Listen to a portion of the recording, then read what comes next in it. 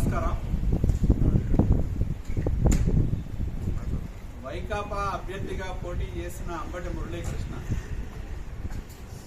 గుంటూరు నడిబొడ్డులో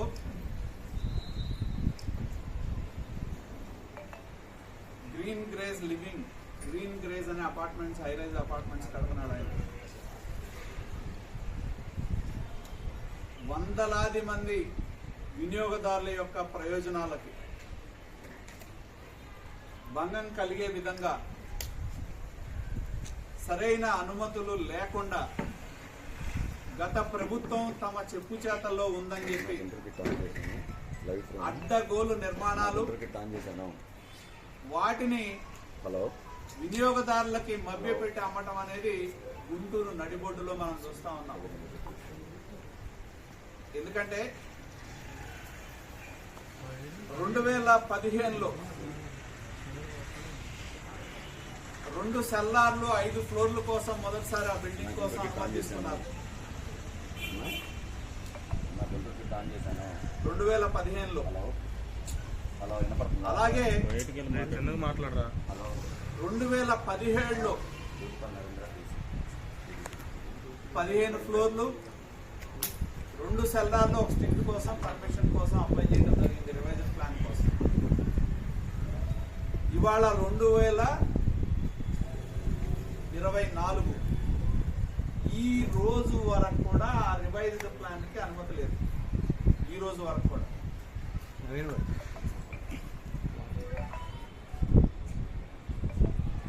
దానిలో ఆయన 3 బ్లాకులు ప్రపోజ్ చేసి దాదాపు 15 లక్షల స్క్వేర్ ఫీట్ నిర్మాణానికి పనులు శ్రీకారం చుట్టారు. ఇవాళ మనం చూస్తా ఉన్నాం, నిర్మాణాలు జరుగుతూ ఉన్నాయి. ఇక్కడ ఇంకొకటి ఏంటంటే, వెనకాల రైల్వే ట్రాక్ వెళ్తా ఉంది. రైల్వే ట్రాక్ నుంచి వాళ్ళు మొదట ఏదైతే 2 ఫ్లోర్లు 2 బేస్మెంట్లు 5 ఫ్లోర్ల కోసం, 2 సెల్లార్లు 5 ఫ్లోర్ల కోసం రైల్వే కోసం ఎన్ఓసి తీసుకున్నప్పుడు రైల్వే వాళ్ళు ఎన్ఓసి ఎలా ఇచ్చారంటే, రైల్వే ట్రాక్ నుంచి 75 అడుగుల దూరం వదిలిపెట్టి కట్టమని చెప్పారు. అది దేనికి? 2 సెల్లార్లు 5 ఫ్లోర్లకి 2015లో. ఇవాళ అది 15 ఫ్లోర్లు అయింది. 15 ఫ్లోర్లు అయితే దానికి ఇంతవరకు రివైజ్డ్ ఎన్ఓసి అనేది రైల్వే నుంచి లేదు. రైల్వే ఎన్ఓసి ప్రకారం 75 అడుగుల దూరం రైల్వే ట్రాక్ నుంచి వదిలిపెట్టి కట్టడానికి ఎన్ఓసి ఇస్తే,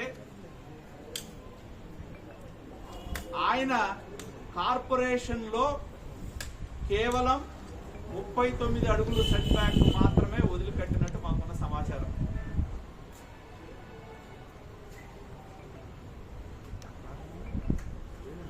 దానిలో రైల్వే ఎన్ఓసిలో స్పష్టంగా చెప్పారు, అనుమతులకు విరుద్ధంగా గనక మీరు కడితే ఎన్ఓసి క్యాన్సిల్ చేస్తామని చెప్పి.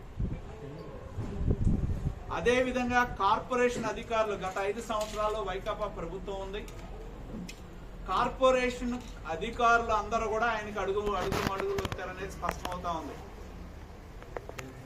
రైల్వే ఎన్ఓసికి భిన్నంగా నిర్మాణాలు ఎలా చేశారని చెప్పి మేము ప్రశ్నిస్తా ఉన్నాము.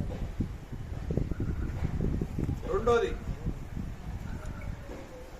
వాళ్ళు మామూలుగా ఎవడన్నా ఒక చిన్న ఇల్లు కట్టుకుంటే మనం చూస్తాం కార్పొరేషన్ లో ప్లాన్ వైలేషన్ ఉందంటాడు, లేకపోతే నువ్వు ఈ డబ్బులు కట్టలేదంటారు. వచ్చేవాడన్నా ఒక పేదాడు ఇల్లు కట్టుకోవడానికి ఆపితే ఇల్లు ఆపడం మనం చూసాం. కానీ వీళ్ళు గవర్నమెంట్ కట్టాల్సిన ఫీజులు చాలా పెండింగ్ ఉన్నారు. దాదాపు 5 నుంచి 10 కోట్ల రూపాయలు పెండింగ్ ఉంది. డెవలప్మెంట్ ఫీజు కావచ్చు, బెటర్మెంట్ ఛార్జెస్ కావచ్చు, సిటీ లెవెల్ ఇన్ఫ్రాస్ట్రక్చర్ కావచ్చు, లేకపోతే లేబర్ సెస్ కావచ్చు, 5 నుంచి 10 కోట్ల రూపాయలు కట్టాలి. మరి వాటిని కట్టకుండానే కళ్ళ ముందు నిర్మాణాలు చేస్తా ఉంటే కార్పొరేషన్ అధికారులు ఏం చేస్తున్నారని చెప్పి మేము ప్రశ్నిస్తా ఉన్నాం. ఎవడన్నా చిన్నాడు ఎవడన్నా ఇల్లు కట్టుకుంటే చాలు, ఈ ప్లాన్కి అనుమతి లేదు, అనుమతి లేకుండా కట్టావు కాబట్టి మేము దీన్ని కూలుస్తున్నాం, మేము ఆపుతున్నాం అని చెప్పే కార్పొరేషన్ అధికారులు కళ్ళ ముందు గుంటూరు పట్టణం నడిబొడ్డులో నియమ నిబంధనల విరుద్ధంగా ప్రభుత్వానికి కట్టాల్సిన డబ్బులు కట్టకుండా నిర్మాణాలు చేస్తా ఉంటే మున్సిపల్ కార్పొరేషన్ అధికారులు గాని టౌన్ ప్లానింగ్ అధికారులు గాని ఏం చేస్తున్నారని చెప్పి మేము ప్రశ్నిస్తాం. అదే విధంగా దీనికి ఎన్ఓసీలు కావాలి, ఫైర్ ఎన్ఓసీ కావాలి, లేదు. అలాగే ఎన్విరాన్మెంటల్ ఈసీబీసీ ఎన్ఓసీ కావాలి, లేదు. అలాగే ఎయిర్ ట్రాఫిక్, ఎందుకంటే హై రైజ్ బిల్డింగ్ కాబట్టి ఎయిర్ ట్రాఫిక్ ఎన్ఓసీ కావాలి, లేదు.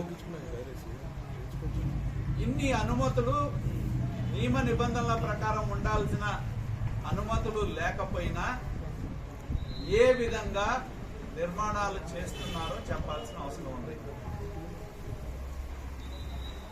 అదే విధంగా